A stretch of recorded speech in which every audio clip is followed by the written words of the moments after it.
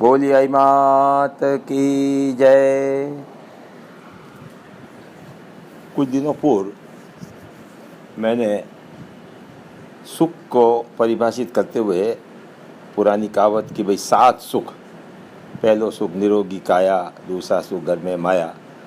तो अब ये निरोगी काया की जहाँ तक बात है, अपने को कुछ भूतकाल में पहले जाना पड़ेगा। मैं भी नेट देख रहा था तो सन 1900 में, यानी आज से 120 साल पूर्व, हिंदुस्तान की आबादी 23 करोड़ थी। जो 120 इतने हजारों साल में 23 करोड़ हुई थी, वो अगले 110 साल में, अभी तो सेंसस अगले साल होगा तब सही आबादी क्लियर होगी, पर अपन 2010 की आबादी माने तो 23 करोड़ की आबादी बढ़ के 123 करोड़ हो गई। 6 गुना आबादी, एक आदमी की जगह 6 आदमी हो गए। ये सब संभव कैसे हुआ? पहले क्या बच्चे पैदा नहीं हो रहे थे? पहले क्या डॉक्टर नहीं थे, वैद्य नहीं थे? परंतु कुछ महामारियां थी, जैसे अभी कोरोना आई है ना, उस तरह की महामारियां, प्लेग, मलेरिया भी बहुत बड़ी महामारी थी, टीबी बहुत बड़ी महामारी थी। और माता जब आती निकलती तो कई तो बच्चे अंधे हो जाते, कई बच्चे विकलांग हो जाते, और इस तरह से महामारी आती रहती। और 1 साल तक का बच्चा नहीं होता तब तक ये माना जाता कि साहब इसकी अभी कोई गारंटी नहीं है, साल उसकी इम्यूनिटी कम होती। कोई भी एंटीबायोटिक नाम की चीज़ तो थी नहीं, सब देसी नुस्खे थे। हालांकि देसी नुस्खे का एक अपना फ़ायदा होता है, परंतु महामारी के समय ये इनका असर लगभग नगण्य सा हो जाता है।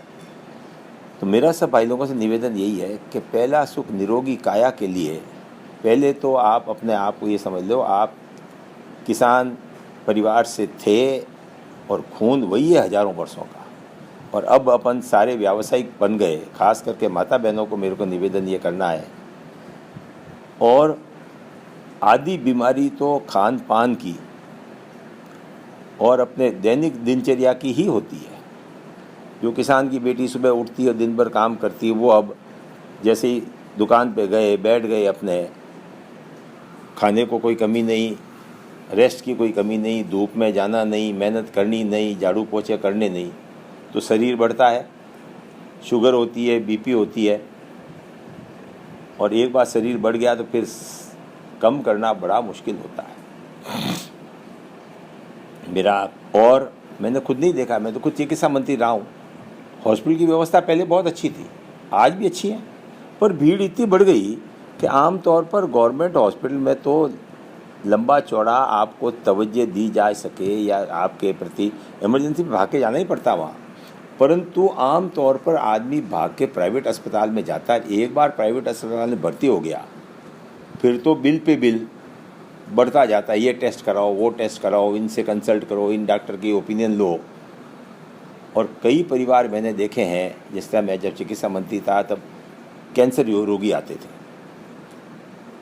मैंने डॉक्टर से कहा, मैंने कहा साहब इनको परिवार वालों को समझा दो, क्यों पैसा ख़राब कर रहे हैं? ज़्यादा से ज़्यादा ये आदमी 3-4 महीने से ज़्यादा इलाज भी करा लोगे तो 6 महीने रुक जाएगा, 3 महीने में इनको तो कैंसर है ही, परिवार को और कैंसर लग जाएगा। परंतु डॉक्टर भी ये कैसे कहें परिवार को कि भाई आपका मरीज बचेगा नहीं? उनको तो सांत्वना देनी पड़ती है, जब सांत्वना देते होते हैं तो इलाज होता है। और आजकल ये जो मॉडर्न इलाज है, MRI और पता नहीं कितने कितने तरह के टेस्ट और कितने कितने तरह के ऑपरेशन और कितने ट्रांसप्लांट की, लगभग आदमी को मरने नहीं दिया जाता। और यही कारण है कि 23 करोड़ की आबादी आज 123 करोड़ हो गई, क्योंकि अस्पताल की फैसिलिटी तो बढ़ी है, वैक्सीन आए हैं, टीकाकरण आया है, उसने बच्चों की भी मृत्यु दर कम कर दी। परंतु अपने को समझना है कि एक बार कोई हॉस्पिटल में भर्ती हुआ, प्राइवेट हॉस्पिटल में भर्ती हुआ, तो उनकी हालत ये हो जाती है कि परिवार खर्चा किए ही जाता है, और वो परिवार खुद बीमार पड़ जाता है, इतना खर्चा उसको हो जाता है जब वो बिल देखता है। तो मेरा सबसे निवेदन यही है कि हेल्थ इंश्योरेंस आज के हिसाब से अति आवश्यक है कि आप अपना हेल्थ इंश्योरेंस पूरे परिवार का करके रखें कि कभी बीमारी आ भी गई किसी समय तो परिवार पर वो एक साथ बोझ नहीं आए और इंश्योरेंस कंपनी अपने आप उसकी सारी व्यवस्था करे। करीब करीब अमेरिका में तो हालत और यूरोप में भी हालत ये है कि अगर आपको इंश्योरेंस नहीं है तो आपको देश छोड़ के भागना पड़ेगा और वो भागने भी नहीं देगा, आपको बिना इलाज के ही मरना पड़ सकता है। तो मेरा सब भाई लोगों से इस संबंध में निवेदन है कि आप अपनी दैनिक क्रिया को तो अच्छा करें, जैसा मैंने पहले बताया था, उपवास करें, हल्का खाना खाएं और regular monthly 6 monthly checkup BP का, शुगर का, ये आप टेस्ट कराते रहें और समय समय पर इसका इलाज कराते रहें और समय तो आपका बुढ़ापा भी अच्छा रहेगा, आपकी जो लाइफ है उसमें आपकी एक्टिवनेस शरीर के प्रति, समाज के प्रति, परिवार के प्रति रहेगी और समय पड़ने पर इम्यूनिटी भी बढ़ी रहेगी। जैसा एक मेरे को डॉक्टर ने बताया था साहब, 60 साल बाद बॉडी विटामिन B12 बनाना बंद कर देती है। B12 बनाना बंद कर देती है तो आदमी को कुछ उत्साह नहीं रहता, आलस आती है। न्यूरोबियन फोर्ट है जिसमें B12 है, वो आप एक गोली 60 पैसे की आती ले लो, शरीर में वही फुर्ती बनी रहेगी।